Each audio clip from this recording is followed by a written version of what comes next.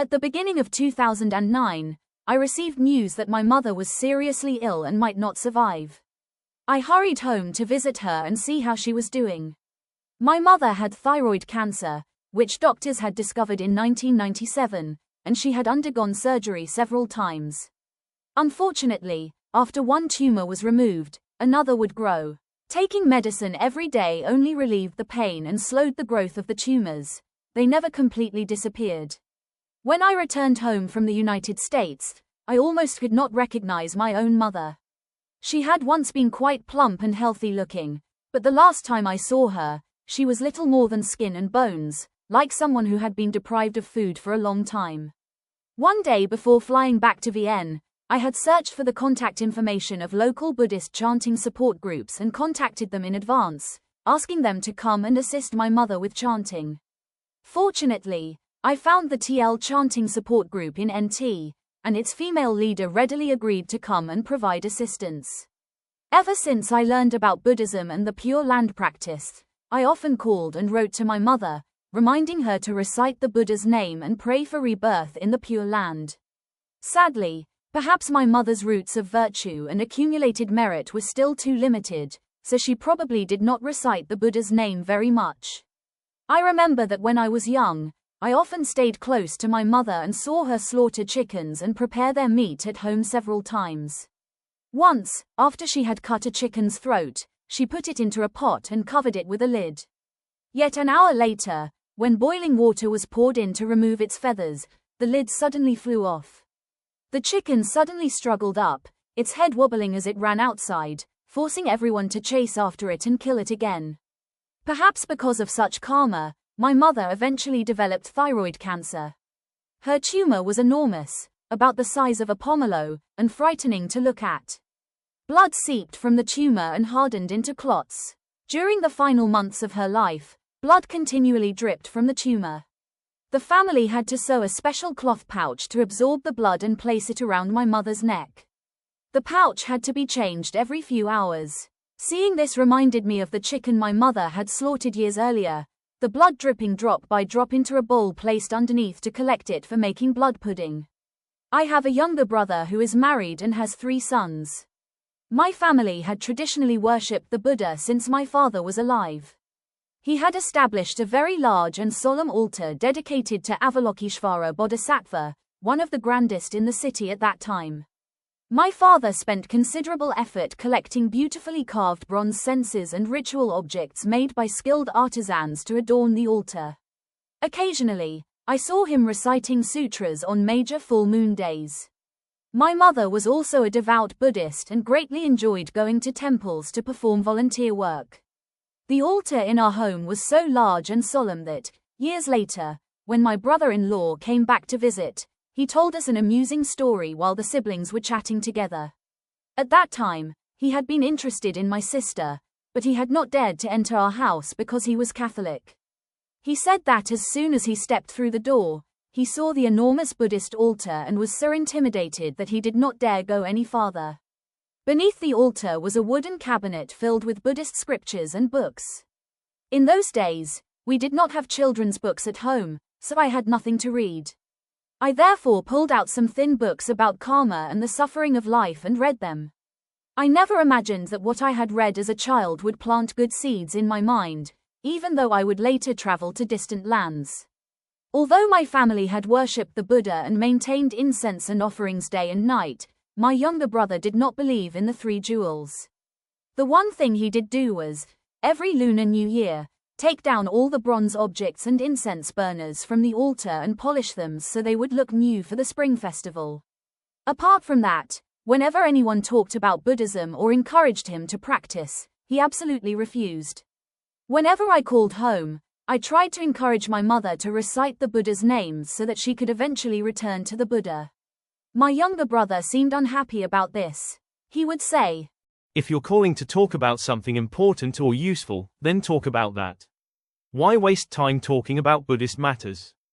My sister-in-law, however, had been born into a Catholic family and raised in a convent under the care and instruction of nuns. Yet, after marrying into my family, for reasons I never quite understood, she changed her mind and took refuge in the Buddha. It was rather humorous that the roles seemed to have reversed in our family.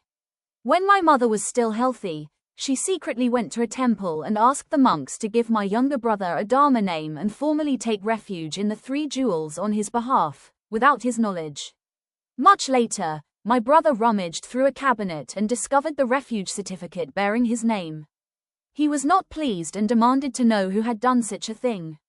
During my previous visits home, casual conversations between my brother and me made me realize that he seemed interested in only 2 things: motorcycles and money. Knowing his personality, when I learned that my mother's illness had become critical and that she needed oxygen, I asked my employer for 3 weeks off and returned to Vin, bringing $2,800 in spending money. After arriving home and visiting my mother, I knew that if I invited the chanting support group to our house to recite the Buddha's name for her, my brother would probably make things difficult. So I decided to use a strategy of my own. I gave my brother $400 as a bribe to buy a television, and another $400 to my sister-in-law so she could purchase additional merchandise for her business, since she had recently opened a shop selling clothing and children's goods. After that, the leader of the chanting support group came to our home and began giving my mother guidance and assisting with chanting. My brother was apparently unhappy because every day he had to watch over the vehicles belonging to the women from the group as they came to our house to assist our mother. But thanks to the initial procedure, the money I had given him, he merely complained a little and did not object. Looking at my mother's condition, I felt that the karmic consequences of killing in her past had now ripened. I suggested to the leader of the chanting support group that we purchase animals for life release and dedicate the resulting merit to all of my mother's karmic creditors and offended beings, hoping to lessen her killing karma. There was one strange thing I noticed. Although my mother was extremely thin, practically nothing but skin and bones, she ate 3 times as much as an ordinary person. She ate every 2 hours. If she could not eat, the family had to prepare milk for her. Every day my mother had to take painkillers, and the pain seemed to come particularly at night. She would groan in agony, sometimes clutching her neck and walking around in the middle of the night while moaning. After spending several days beside my mother and witnessing these things, I felt that she was being tormented by karmic creditors. Her appetite did not seem like that of a 76-year-old woman. I felt that it could only be her karmic creditors consuming energy through her so that they would have the strength to torment her at night. One night, while my mother was lying in bed moaning from pain, I moved close to her bedside. With one hand, I gently touched the tumor on her neck. With the other hand clasped together, I closed my eyes tightly. For some reason, I began to speak to the tumor in my mind, not with spoken words, but through consciousness.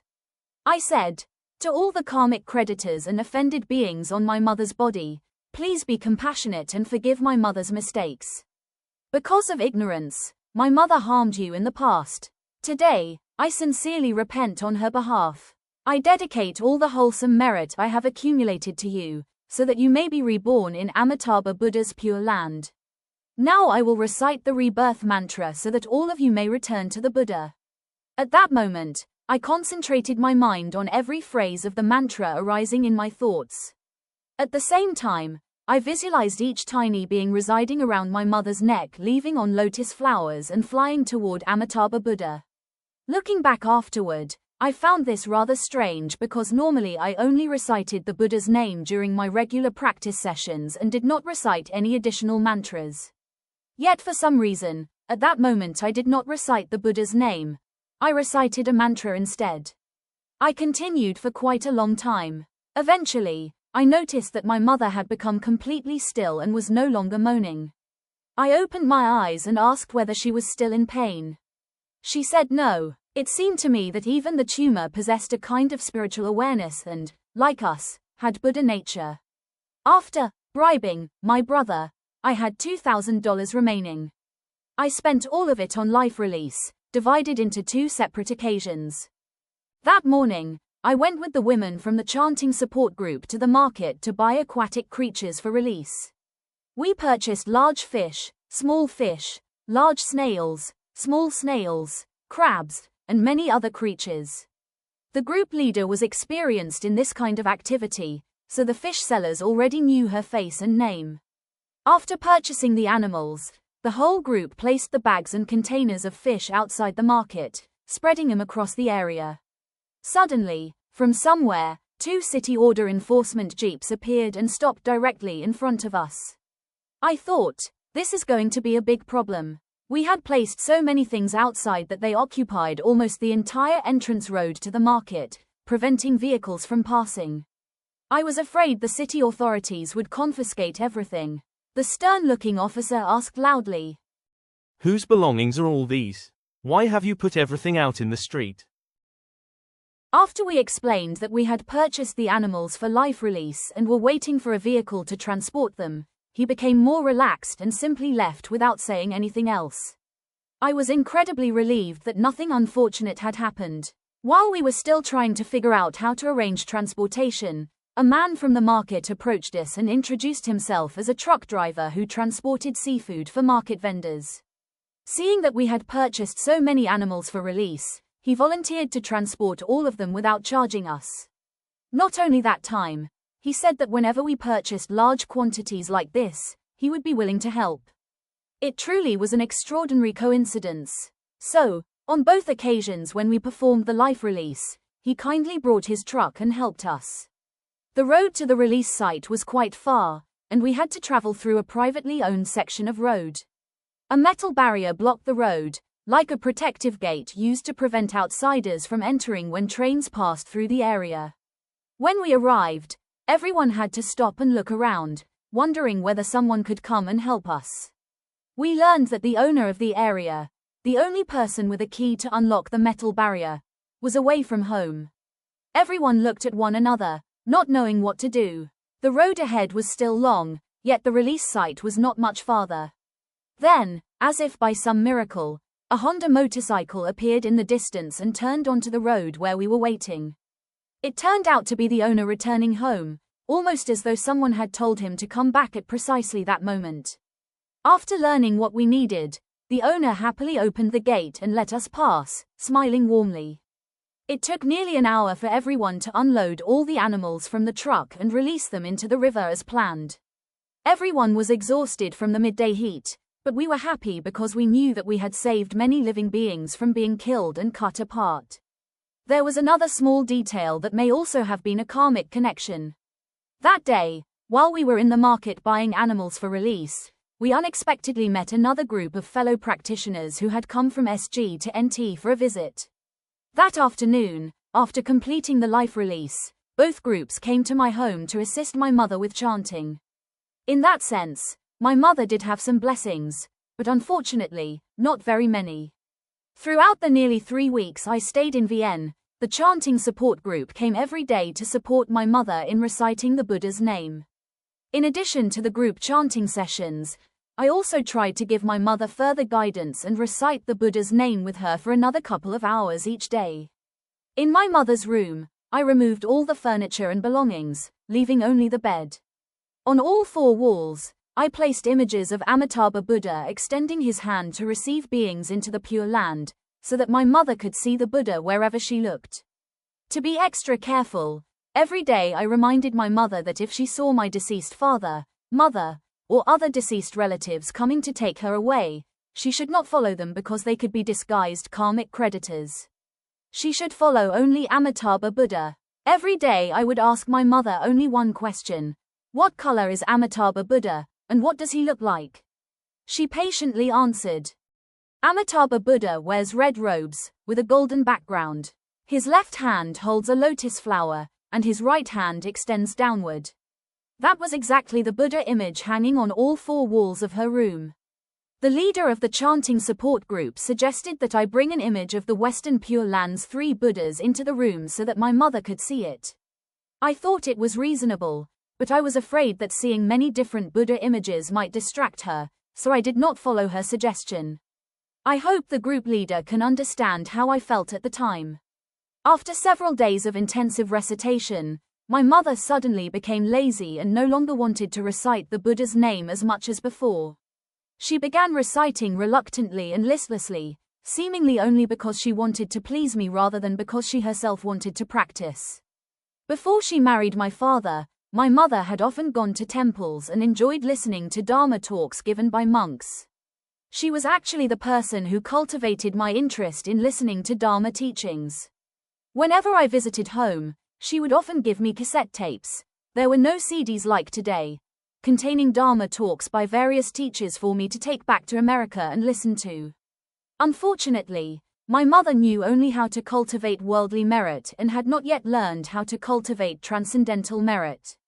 Her desire to recover from her illness seemed stronger than her aspiration for rebirth in the Pure Land. Although I explained everything to her repeatedly, and the chanting support group also explained that when a garment becomes too old and torn, even if it is patched repeatedly, eventually it must be discarded because it cannot remain intact forever, the same is true of the human body. At more than 70 years of age, when human life has already passed its prime, life is like a lamp hanging in the wind. How could such a lamp burn forever? Throughout the time I was beside my mother, I tried to perform as many good deeds as possible and dedicate all the merit to her. Every night before the Buddha altar, I sincerely prayed that my mother would attain rebirth in the Pure Land while I was still in Vienna, as soon as possible. After I had spent all my money on life release, I looked at myself and asked what else I could do to create more merit so that my mother might return to the Buddha during the time I was still there. I did not hesitate to go to a temple and ask a monk to shave my head, vowing to dedicate that merit to my mother. After the monk shaved my head, for several days afterward I felt an intense heat on the top of my head. It felt like heat radiating from inside rather than simply the external heat of the March weather. The sensation seemed especially intense whenever I sat in meditation and recited the Buddha's name. Even now, I do not understand why this happened. Perhaps it was simply because I had just shaved my head and was walking around under the hot sun in Vienna. With my hair gone, I continued looking for something else on my body that I could give away or offer in hopes that my mother would attain rebirth in the Pure Land. When I saw a small Thai knife lying on the table, I immediately thought of drawing blood from myself to write the sacred name, Amitabha Buddha, then burning it as an offering to the Buddhas. I acted on the thought. But because the knife had been used for a long time and was no longer sharp, I had to make repeated cuts on my fingertip until blood appeared. Before doing this, I knelt before the Buddha altar and made an unchanging vow. I asked only to dedicate this merit so that my mother would attain rebirth in the Pure Land while I was still in Vienna, allowing me to care for her completely. Sadly, perhaps my prayer was not sincere enough to move the Buddha. On one occasion, I was sitting and reciting the Buddha's name with the TL chanting support group in my mother's room. I looked up at the image of Amitabha Buddha and suddenly noticed something unusual. The golden halo surrounding the Buddha seemed to grow larger and brighter, radiating an intense light. Everyone around me was still reciting the Buddha's name, and no one else appeared to react to anything unusual. So I continued reciting and said nothing. At the end of the chanting session, unexpectedly, the leader of the chanting support group volunteered that she had seen the Buddha's halo shining very brightly while everyone was reciting the Buddha's name. Thus, only she and I had seen that auspicious sign. No one else seemed to notice it. When I heard her say this, I simply smiled and said nothing more. I remained silent about it until now. From this, we may understand that the Buddhas were radiating light and protecting us throughout the chanting session, even though our ordinary human eyes could not see it. After spending 3 weeks beside my mother, reciting the Buddha's name with the chanting support group every day, my mother's health seemed somewhat better rather than showing signs that she was about to pass away. I therefore returned to America. Before leaving, I carefully wrote down the names and telephone numbers of the women in the chanting support group for my sister-in-law. I instructed her that if anything happened to my mother and the group was not already present, she should call them for assistance and should not take my mother to the hospital. I told my brother the same thing because he normally believed that one should always continue fighting as long as there was still some possibility of saving a person. I told him, that's true if there are still fish in the pond, you can keep casting the net. But if there are no fish left in the pond, casting the net repeatedly will accomplish nothing. My mother was already elderly. If the time had come for her to leave, we should let her go rather than taking her to the hospital again. About a month later, my family told me that my mother was no longer interested in reciting the Buddha's name with the chanting support group. Consequently, the women from the group stopped coming to our home to assist her. When I heard this, I could only sigh. Perhaps this was simply the extent of my mother's blessings, despite all my efforts. Nevertheless, every month I continued sending money to the leader of the chanting support groups so that they could perform life release ceremonies and dedicate the merit to my mother, hoping to lessen her karmic burden as much as possible. Before returning to America, I visited an elderly aunt, the sister of my paternal grandfather, who was extremely frail.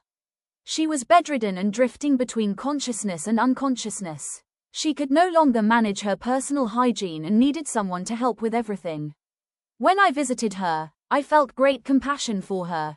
Although I knew it would be difficult for her to understand anything at that point, I thought that even if there were only a tiny glimmer of hope, we should still make the effort. I hung a life-sized image of Amitabha Buddha at the foot of her bed so that whenever she was awake, she could see it. I also placed a Buddha recitation device near her bed, hoping that if she could hear the Buddha's name at the moment of death, she would not fall into the three unfortunate realms, as taught by Amitabha Bodhisattva. I then tried to give her some final guidance, but I had to speak very loudly because she also suffered from severe hearing loss.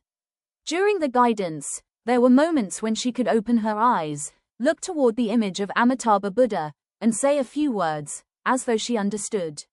After a few minutes, she would fall back into unconsciousness. Nevertheless, I continued standing beside her and explaining the 18th vow in the Infinite Life Sutra. Then I left. Several months later, I heard that she had passed away. Fortunately, before her death, my sister-in-law managed to persuade the family to invite the TL chanting support group to come and assist her.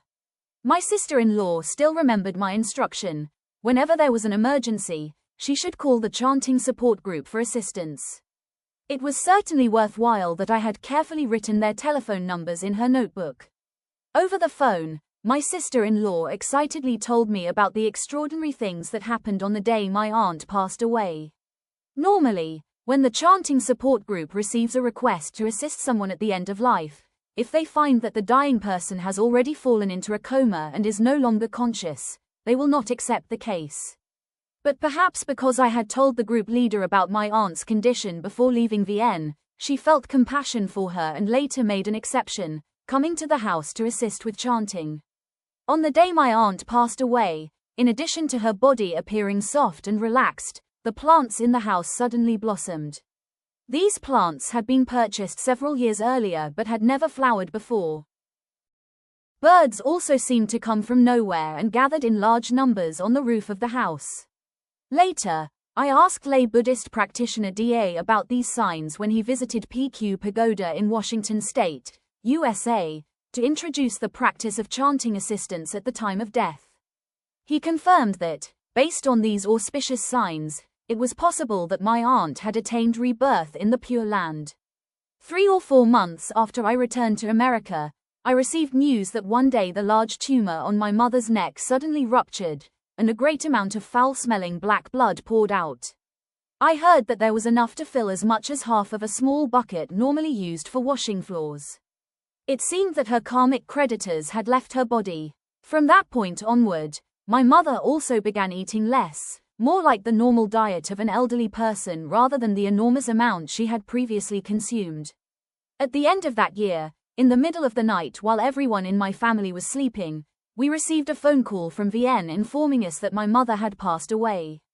Fortunately, several hours earlier, my sister-in-law had already called the chanting support group to come and assist my mother from the moment she was dying and for 8 hours afterward. Her body appeared relatively peaceful, with her arms and legs remaining soft and relaxed. Although my mother did not pass away while I was still in Vienna as I had prayed, one part of my additional prayer did come true. I had also prayed that she would pass away during the daytime with virtuous friends and knowledgeable practitioners beside her, assisting her with chanting. Indeed, my mother did not pass away at night. She passed away during the daytime, when almost the entire chanting support group was able to come to the house and provide her with support.